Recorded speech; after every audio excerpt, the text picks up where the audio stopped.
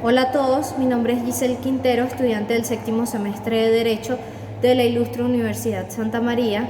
En esta ocasión voy a hablarles acerca de la materia Obligaciones 3 impartida por la doctora María Graciani. Les voy a hacer un pequeño resumen acerca de los temas 1, 2, 3, 4 y 5 de esta materia. Comenzamos por el tema número 1, que es la responsabilidad civil. Es la situación jurídica en virtud de la cual se está en la obligación de responder patrimonial o pecuniariamente en razón de haberle causado un daño a otro por la actuación propia o ajena.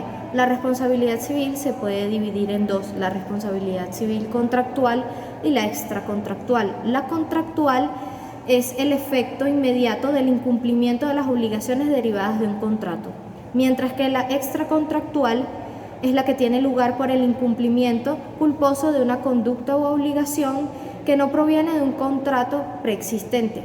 La responsabilidad civil extracontractual a su vez se divide en dos: la ordinaria y la especial. La ordinaria es aquella que proviene de un hecho ilícito sin que existan vínculos jurídicos anteriores entre la víctima y la persona obligada a reportar el daño y está fundamentada en el artículo 1185 del Código Civil. La especial se trata de una responsabilidad por hecho ajeno. Ocurre cuando la persona que está sometida a la guarda, control, vigilancia o subordinación del civilmente responsable comete un hecho ilícito. Las responsabilidades por hecho ajeno establecidas en el Código Civil son las siguientes. Número 1, la del padre, madre y tutor por el hecho ilícito en el que incurran los menores que habitan con ellos. Número 2, la del preceptor y el artesano por el daño causado por el hecho ilícito de los alumnos y aprendices mientras están bajo su vigilancia. Número 3, la de los dueños y principales o directores por el daño causado por sus sirvientes o dependientes en el ejercicio de las funciones propias de su empleo. Número 4, la responsabilidad del dueño por los daños que causa el animal. Número 5, responsabilidad del dueño por los daños que causan las cosas que están bajo su guarda. Número 6, la responsabilidad del que detenta un inmueble o muebles en los cuales se inicia un incendio. Y por último, el número 7, que es la responsabilidad del propietario de un edificio del daño causado por la ruina de estos. A su vez, en la responsabilidad extracontractual existen dos figuras importantes como lo son el agente y la víctima. El agente es la persona que con intención, negligencia o imprudencia le causa un daño a otra. La víctima es la persona que sufre el daño, se hace acreedora del agente para que le repare los daños y perjuicios causados por la conducta intencional o culposa. Por otra parte, el tema 2 nos habla acerca del hecho ilícito, que es todo acto contrario al ordenamiento jurídico generado por la intención, la imprudencia, impericia o negligencia de una persona denominada agente que tiene una responsabilidad civil en favor de otra persona denominada víctima. Y su disposición legal se encuentra determinada en el artículo 1185 del Código Civil. Para la existencia del hecho ilícito existen tres elementos fundamentales, como lo son el daño, la culpa y la relación de causalidad. El daño es la lesión o pérdida que sufre la víctima en su patrimonio, en su salud, en su persona y en su psiquis. Dentro de los daños tenemos a los daños materiales y los daños morales. Para la existencia de estos daños tenemos que el daño debe ser determinado o indeterminable, debe ser actual, debe ser cierto y debe ser cuantificable. Entre las clases de daños tenemos la siguiente clasificación. A, según su objeto, que pueden ser daños a cosas corporales y daños a cosas incorporales. B, según el daño, se dividen en daños contractuales y daños extracontractuales. C, según la naturaleza del patrimonio afectado, tenemos que pueden ser daños materiales o daños morales. D, según que el daño causado sea consecuencia inmediata de un incumplimiento culposo o doloso del deudor, puede ser daño directo o daño indirecto. E, según que el daño derive del incumplimiento o retardo en el cumplimiento de una obligación, están los daños y perjuicios compensatorios y perjuicios moratorios. Y por último, tenemos una clasificación que es el daño en que consiste en una pérdida del patrimonio o en un aumento del mismo patrimonio. Se encuentran en el daño emergente y el lucro cesante. Entre las clases de culpas tenemos que, número 1, según consiste en una actividad negativa o positiva, estas pueden ser negligencia, imprudencia o impericia. Número 2, según su grado de gravedad, tenemos que la culpa puede ser grave, leve y levísima. Por otra parte, la relación de causalidad es el vínculo de causa y efecto entre la conducta culposa del agente y el daño producido por la víctima. El Código Civil venezolano fija la extensión de la indemnización de daños y perjuicios desde los puntos de vista siguientes. Por la naturaleza del daño la tenemos estipulada en el artículo 1271 del Código Civil, por la relación de causalidad y por la naturaleza de la responsabilidad.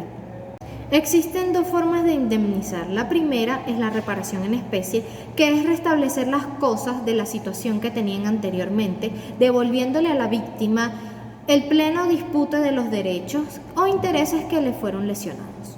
La segunda es la reparación por equivalencia, que consiste en hacer que ingrese en el patrimonio de la víctima un valor igual a aquel que ha sido privado. Ahora bien, el tema número 3 nos habla acerca de la responsabilidad civil por el hecho del otro. En los casos en los que se puede aplicar esta responsabilidad son la responsabilidad de los padres, madres y, a falta de estos, el tutor. Así lo estipula el artículo 1190 del Código Civil. Para que esta acción proceda, se necesitan los siguientes requisitos, como lo es el daño, la culpa, la relación de causalidad y también la relación jurídica que une al ascendente responsable con el menor autor del hecho.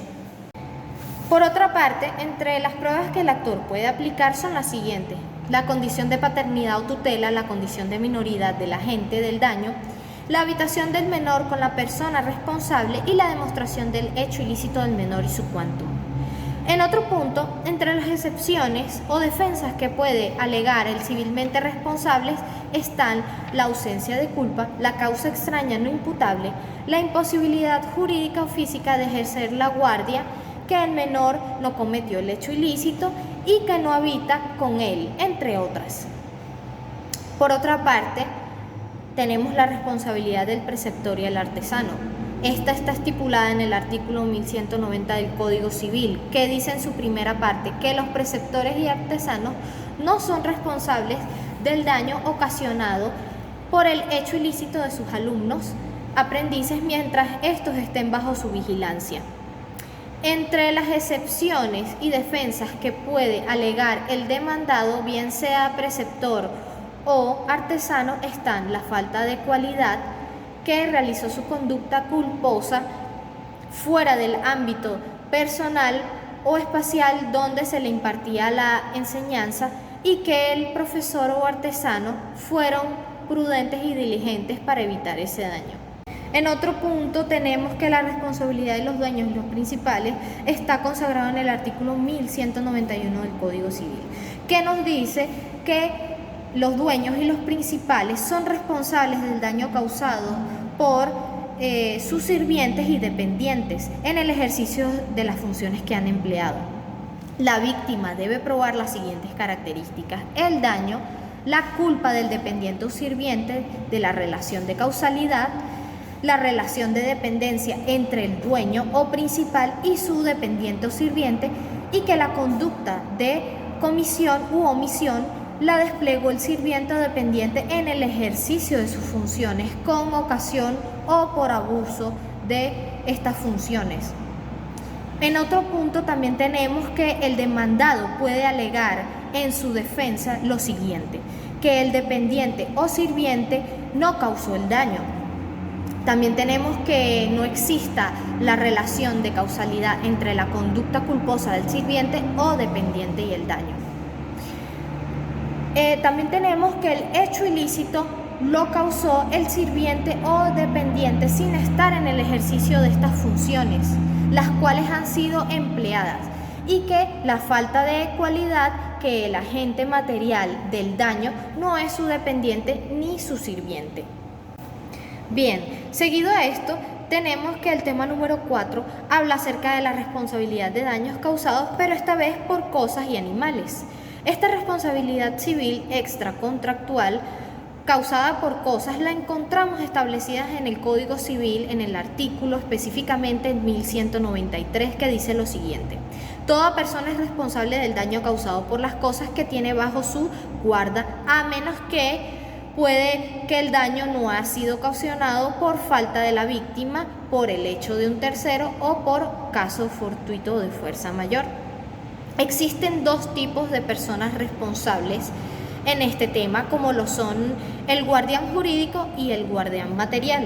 El guardián jurídico es aquel que tiene sobre la cosa un derecho a su dirección, control, mando, vigilancia o uso, que es el dueño de la cosa. Mientras que el guardián material es aquel a quien de hecho le corresponde la dirección, control, mando y vigilancia, aunque no tenga un derecho que lo justifique. En los requisitos que tenemos para que proceda la responsabilidad civil por cosas son las siguientes. Número 1, el daño cuantificable y que pueda ser material o moral. Número 2, la intervención de la cosa. Número 3, la relación de causalidad entre el daño sufrido y la cosa. Y número 4, la condición de guardia del civilmente responsable. En otro punto tenemos las pruebas del actor y las excepciones al demandado. En las pruebas del actor están el daño experimentado, la condición de guardia del civilmente responsable por las cosas, y en las excepciones tenemos que el guardia tiene que probar que no hubo relación de causalidad entre el daño y la cosa, que el daño se produjo por la culpa de la víctima y el hecho de un tercero o caso fortuito de fuerza mayor. En otro punto, la responsabilidad de los daños causados por animales está establecido en el artículo 1192 del Código Civil, que establece que el dueño de un animal o el que lo tiene a su cuidado debe reparar el daño que éste cause, aunque se hubiese perdido o extraviado, a no ser que puede que el accidente ocurrió por falta de la víctima o por hecho de un tercero. Para que esta responsabilidad proceda se necesitan las siguientes condiciones, como lo es tener la condición de dueño o guardián. También tenemos que el daño sea causado por el animal y se requiera una intervención activa del animal. Y bien, hemos llegado al último tema, que es el tema número 5, que nos habla acerca de la responsabilidad por causa de incendio de cosas y la responsabilidad por ruina de edificio. Este tema tiene su fundamento legal en el artículo 1193 del Código Civil y 1194. Entre las condiciones de responsabilidad por causa de incendio tenemos las siguientes: que debe tratarse de un fuego destructivo y que se excluye de casos de incendios que no se originan en las cosas por sí solas, sino que provienen de un hecho distinto. Los supuestos de hecho que debe comprobar la víctima demandante para invocar con éxito el artículo 1194 del Código Civil, que este artículo nos habla acerca de la responsabilidad civil por ruina de edificio. Tenemos las siguientes, que son los daños que le ha causado, que los daños los produjo la ruina de un edificio y que exista vinculación causal entre la ruina y los daños sufridos por la víctima. Bueno, esto ha sido todo por hoy en el resumen de los aspectos más importantes de todos los temas de los que hemos hablado. Espero les haya gustado. Gracias por ver mi video.